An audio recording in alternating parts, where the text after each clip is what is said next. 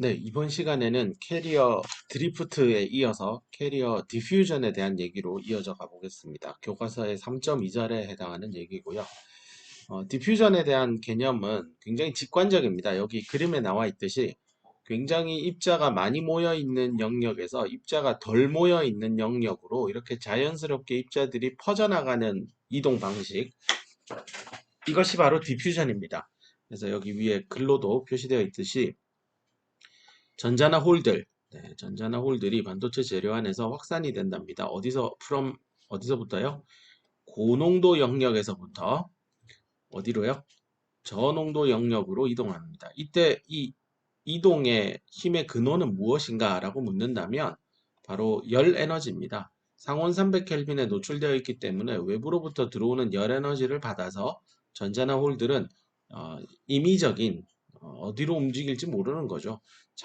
자유자재로 이렇게 왔다 갔다 하고 있는 상황입니다. 이런 전자의 움직임들이 여기도 있을 거고 여기도 있을 거고 이러면서 서로 모여 있는 공간에서는 서로 밀쳐내는 힘이 자연스럽게 생겨서 결과적으로 한 걸음 뒤에 물러서서 이 전자들이 어떻게 이동할지를 쳐다보면 고농도 전자가 많이 모여 있는 지역에서 전자가 덜 모여 있는 지역으로 이렇게 자연스럽게 전자가 이동합니다.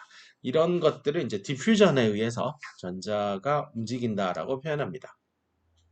나중에 후반부에 배우게 될 P형 반도체와 N형 반도체를 붙여서 전압을 인가한 다음에 디스 전압을 인가한 다음에 디스 전류를 흘릴 텐데요.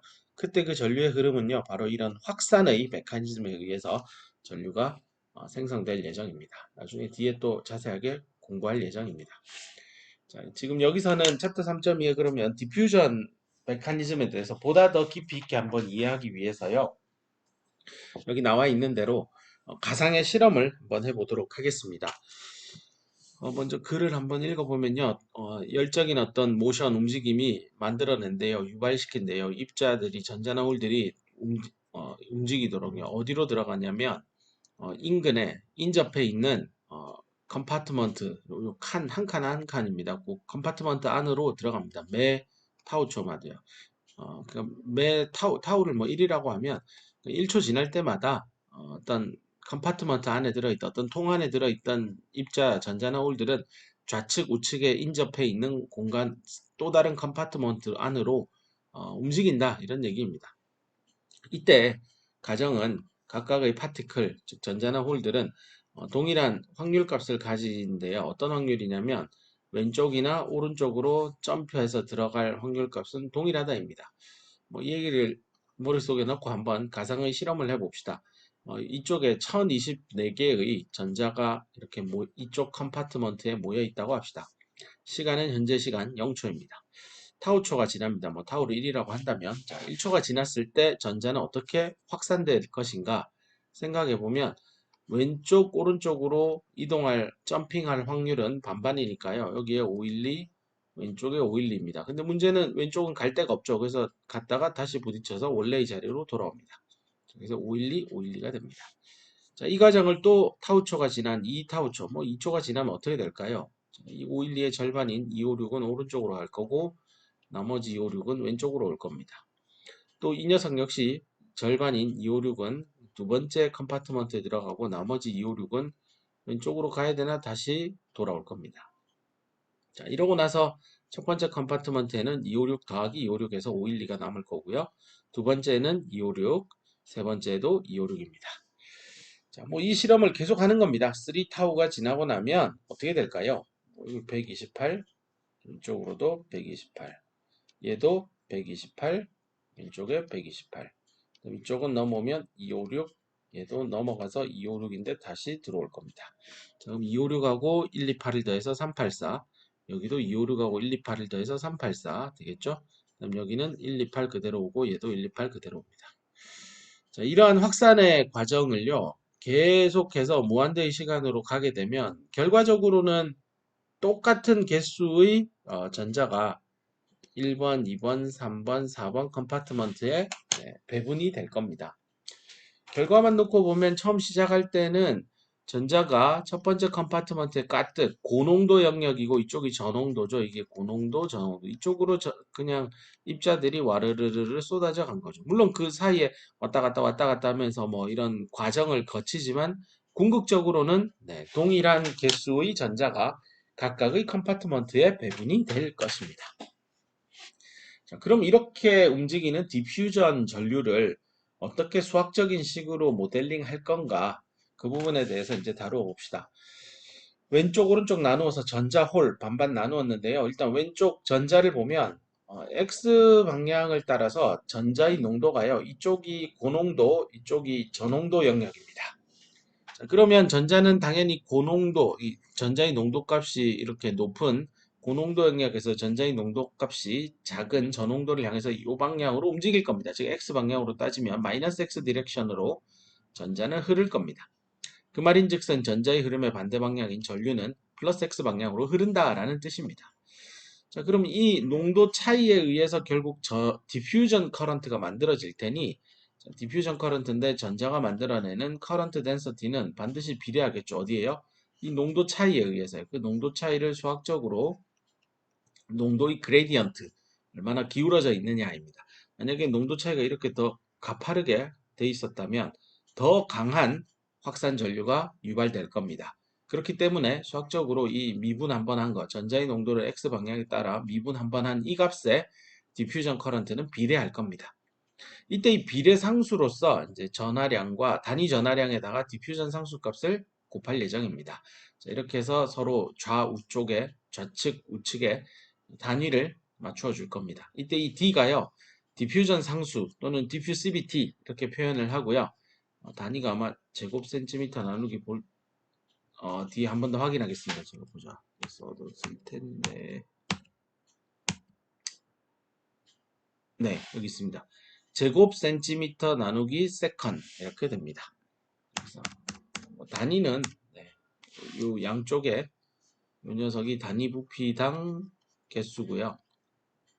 여기 Q는 개당 전하량이고요.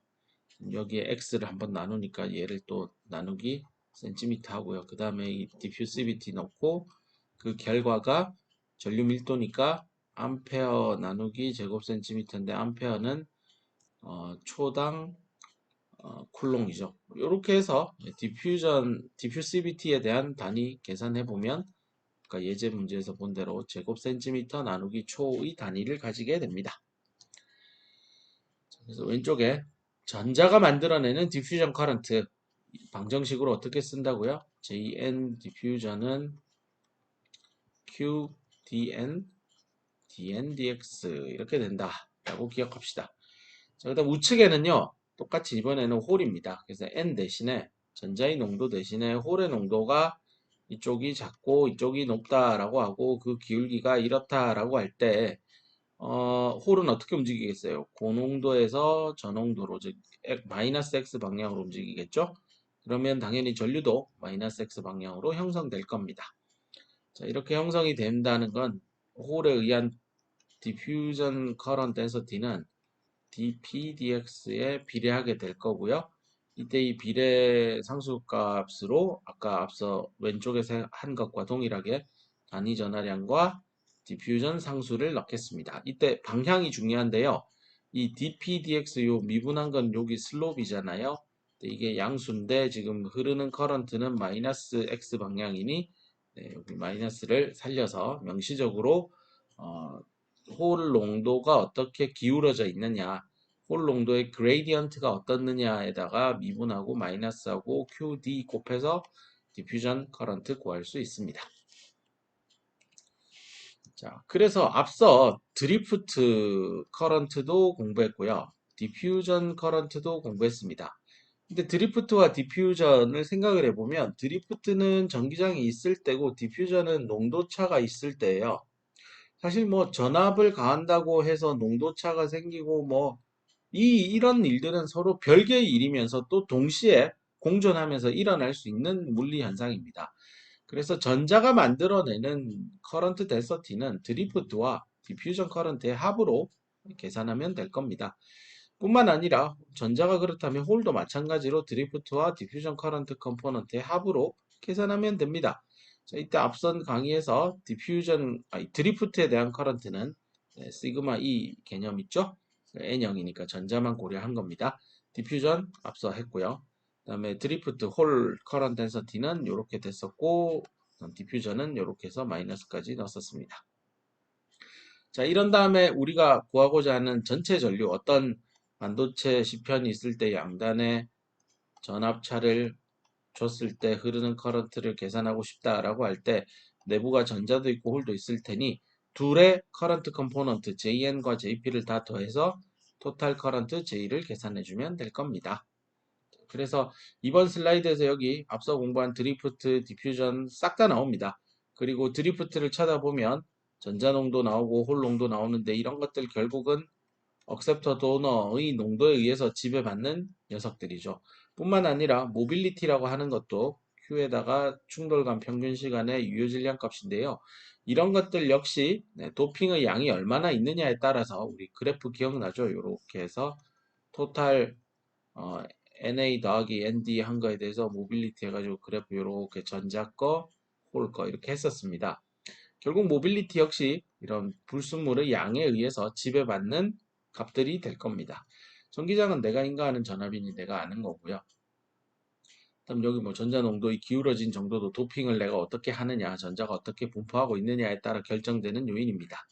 그럼 나머지 이 부분이거든요. 이 디퓨전 상수 얘는 또 어떻게 연관이 돼 있을까인데요. 결론부터 얘기하면 이 디퓨전 상수를 모빌리티로 나누면요. 항상 일정합니다. 예, 이런 일정하고 그 값이 뭐냐면요. 또 나옵니다. KT over Q. 맨날 나오는 거죠. 더멀 볼티지라고 앞서 설명을 했고요. 이 더멀 볼티지 상온 300켈빈에서 약 26mV 가집니다. 0.026V라는 뜻입니다. 그래서 D 나누기 뮤의 값은 항상 상온 300켈빈 기준으로 26mV로 나올 거고요. 그래서 뮤를 알면 여기다 상수 곱해서 D 계산하면 되고 D를 알면 이 상수를 나누어서 뮤를 얻을 수 있을 겁니다. 그래서 이런 관계식을요, 아인슈타인 관계식이다라고 합니다. 자, 뒤에 여기 넘어서 조금 먼저 아인슈타인 관계식 살펴보면, 네, 방금 전에 제가 설명드린 이 얘기가 나옵니다. 이건 전자에 대한 거라 n을 붙인 거고요. 얘는 홀에 대한 겁니다. 결국은 D 나누기 뮤라는 비율은 항상 일정해진다인데, 이거 어떻게 얻어낸 걸까? 아인슈타인 관계식 어떻게 유도된 건지 그 부분을 이제 여기서부터 하나씩 풀어나가 보도록 하겠습니다.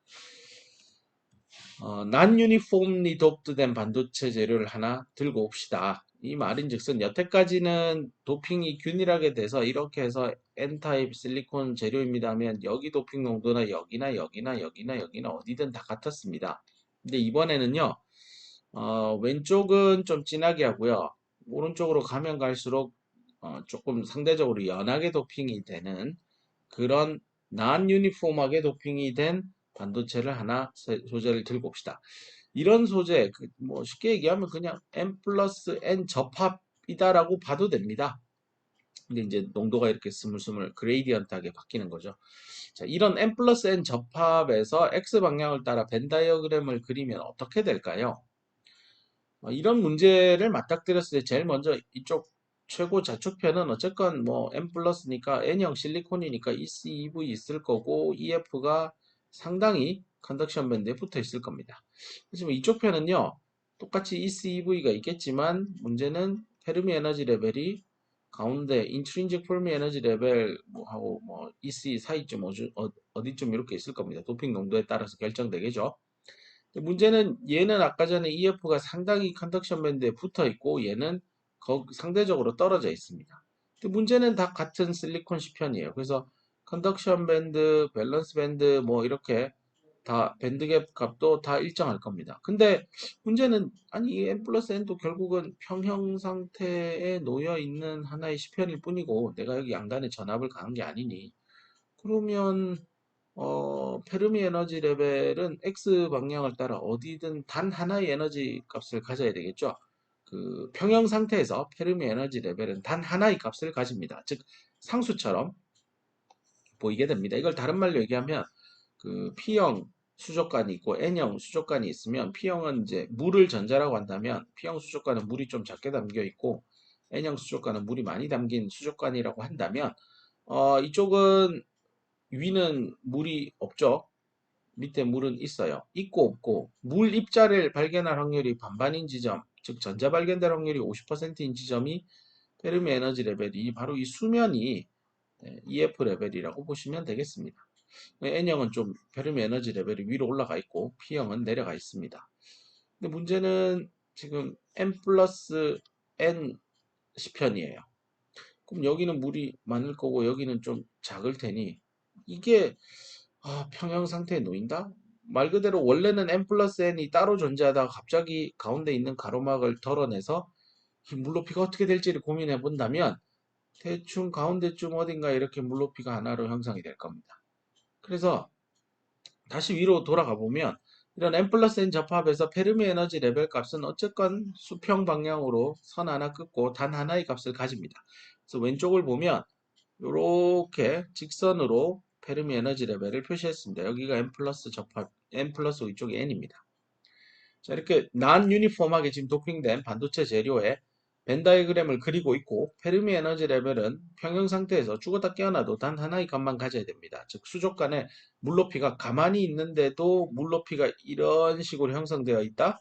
이런 일은 일어날 수 없습니다. 가만히 놔두면 수족관의 물은 무조건 이렇게 수평하게 평평해집니다. 똑같은 논리를 여기 적용을 했을 때 벤 다이그램 그럼 어떻게 완성합니까? N 플러스면 컨덕션 밴드가 EC, EF 요 근처에 있고 여기는 EV 이렇게 될 겁니다. 근데 N형은 EC가 이쯤에 있고 EV가 이쯤에 있을 겁니다. 물론 여기 밴드 갭 에너지 값 112 자체는 동일한 실리콘 소재니까 똑같아야 될 겁니다. 근데 그 사이에 어떻게 벤 다이어그램을 그릴까? 근데 아까 말한 대로 도핑의 농도가 서서히 줄어드니까 페르미 에너지 레벨이 컨덕션 밴드에서 얼마나 떨어져 있느냐 이 값도 서서히 이렇게 증가되는 양상이 어, 보일 겁니다. 근데 문제는 지금 이거 더멀 이퀄리브리움 상태 있잖아요. 더멀 이퀄리브리움이라는 뜻은 외부에서 그 어떠한 전압도 가하지 않았고 그 결과 어떠한 전류도 흐르지 않습니다. 전류가 흐르지 않는데 여기서 재미난 질문을 해볼게요.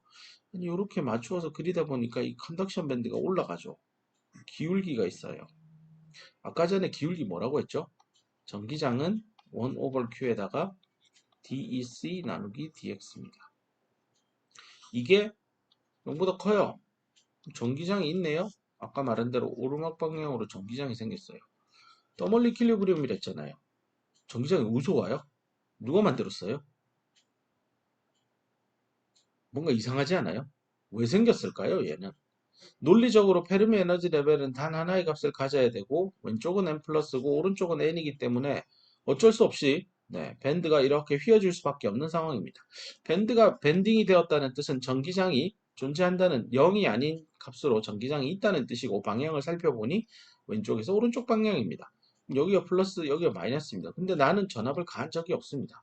근데 왜 이렇게 전압의 차이가 내부에서 생겼을까요? 조금 전에 공부한 디퓨전입니다. 자, 여기 왼쪽은 전자가 많은 영역이고 여기는 상대적으로 적어요. 여기 전자가 훨씬 많아요. 그럼 여기가 고농도고 여기가 저농도니까 처음에 n 플러스 n 접합을 해주면 전자가 왼쪽에서 오른쪽으로 갈 겁니다. 근데 이 전자 어디서 왔죠? 이 자유전자 어디서 나오는 거죠? 바로 도너에서부터 올 겁니다. 근데 도너는 전자를 기부하고 자기는 양의 전하를 띱니다. 원래라면 자기가 기부한 자유전자랑 하나의 세트가 돼서 중성을 이룰 겁니다. 하지만 오른쪽에 자기 n 플러스보다 덜 진하게 도핑이 된 영역이 옆에 있는 바람에 전자가요. 얘는 움직일 수 있잖아요. 모바일 하잖아요. 얘는 어떻게 되죠? 임모바일 하죠. 못 움직이죠. 왜죠? 주변의 실리콘과 공유결합하고 있다라고 공부했었습니다.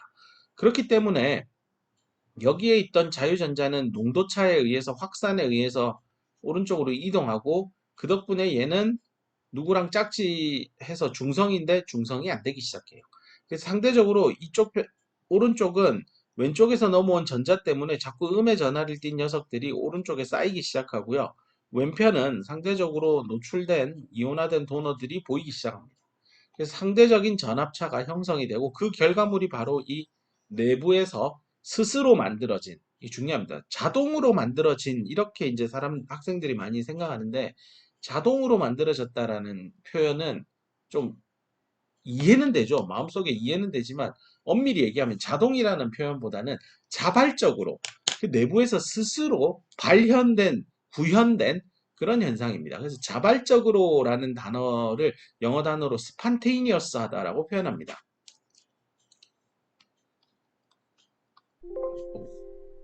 잠시만요. 이건 내가 기입을 하고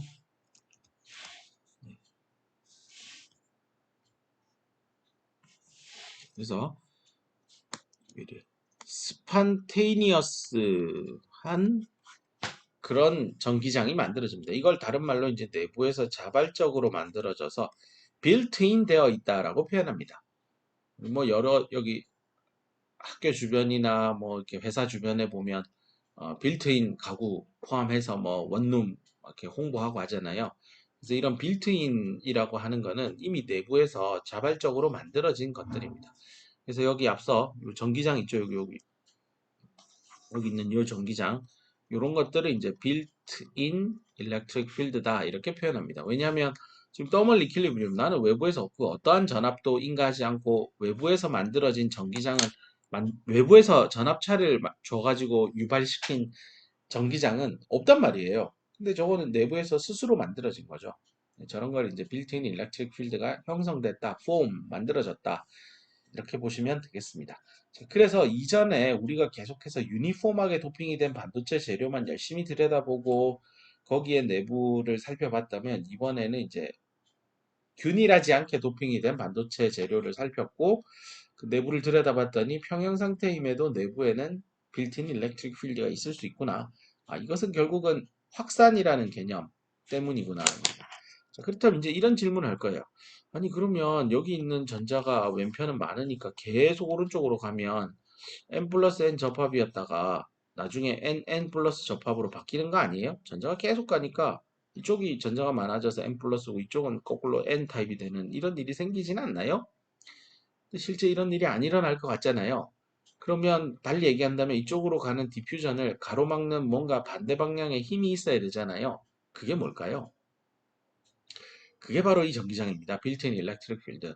자, 보세요. 처음에 여기 전자가 있고 도너가 있으면 짝지를 잘 만들었는데 이쪽에는 전자가 별로 없어서 얘가 이쪽으로 가요. 그럼 여기는 플러스가 되고 여기는 상대적으로 마이너스가 돼서 전기장이 이렇게 생깁니다. 그 다음 전자가 짝을 이루고 있다가 나도 여기 농도차 때문에 갈래요 한다면 그때 이 전자는요 여기 자발적으로 만들어진 전기장이 이 방향이잖아요. 플러스 마이너스. 근데 확산의 힘에 의해서 전자는 이쪽으로 가요. 근데 이 전기장 방향을 보세요. 왼쪽이 플러스 이쪽이 마이너스예요. 이 전자 지금 확산의 힘에 의해서는 마이너스 전극을 향해 가지만 실제 정전기적인 해석을 한다면 이 마이너스 전하를 띤 전자는 플러스 전압, 즉 뒤쪽 방향으로 힘을 받게 됩니다. 그게 바로 드리프트의 힘이 되겠죠. 그래서 처음에는 이쪽이 n 플러스 영역이니까요. 다수의 전자가 와장창 디퓨전 되어서 가는, 즉 디퓨전의 힘이 상당히 우세할 겁니다. 하지만 상당수 전자가 넘어가고 난 다음부터는 왼편에 상당수 혼자 짝을 잃어버린 도너들이 여기저기 발견이 되어서 전기장이 상당히 강해지기 시작할 겁니다.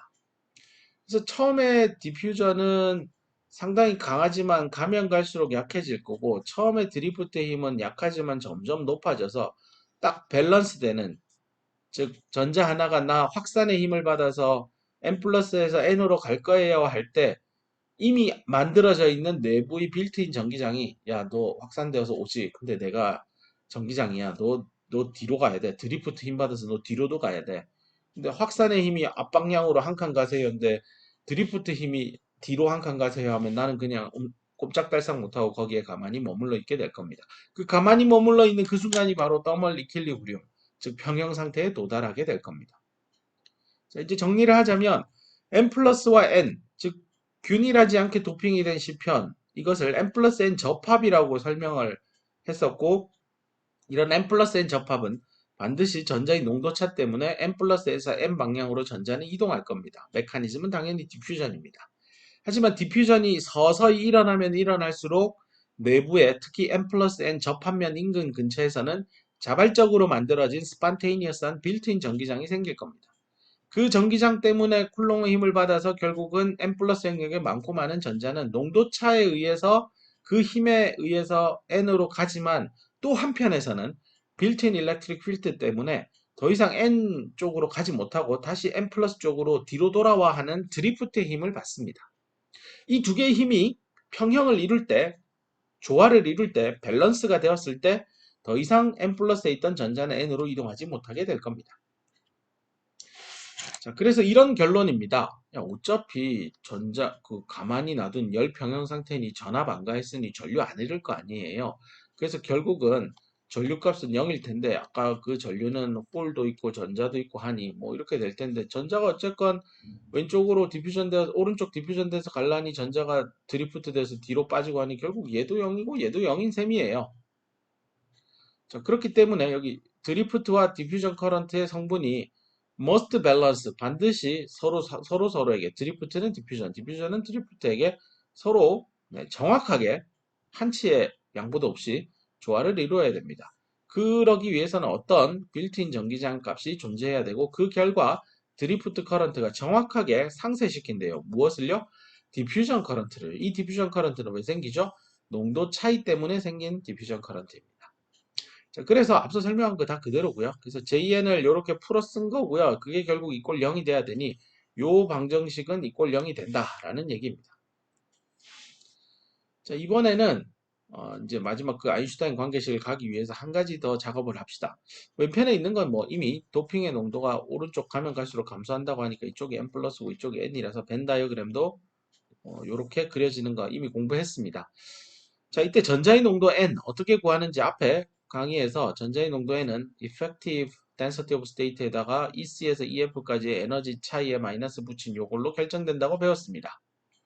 물론 우리 이것도 했었죠. 100억 개에다가 엑스포넨셜에 EF-EI 나누기 KT, 이때는 앞에 플러스였습니다. 뭐 요런 식도 공부를 했었습니다. 자, 근데 여기 n에서요, 이제 농도 차이를 계산하고 싶어서요, x에 대해서 한번 미분을 하겠습니다.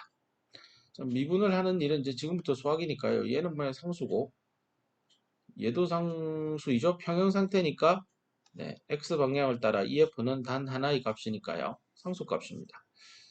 KT도 상수고요. EC는 어떻게 되죠? 이 경우에는 EC가 이렇게 밴드가 휘어져 있는 밴드 밴딩이니까 x에 따라 값이 바뀌는 x에 대한 함수 값입니다. 자, 그래서 이렇게 생긴 것을 x에 대해서 미분할 때는 일단 EC에 대해서 미분하고 그 EC를 다시 x에 대해서 미분해주면 되겠죠. 요 전체를 DEC, EC에 대해서 미분하고 그걸 다시 DEC, DX 하겠습니다. 그래서 여기 DEC, DX는 여기 써뒀고요. 앞쪽에 있는 얘를 여기 EC에 대해서 미분한다는 뜻은 EC 앞에 붙어 있는 개수인 마이너스 나누기 KT를 앞으로 끄집어내야 되겠죠.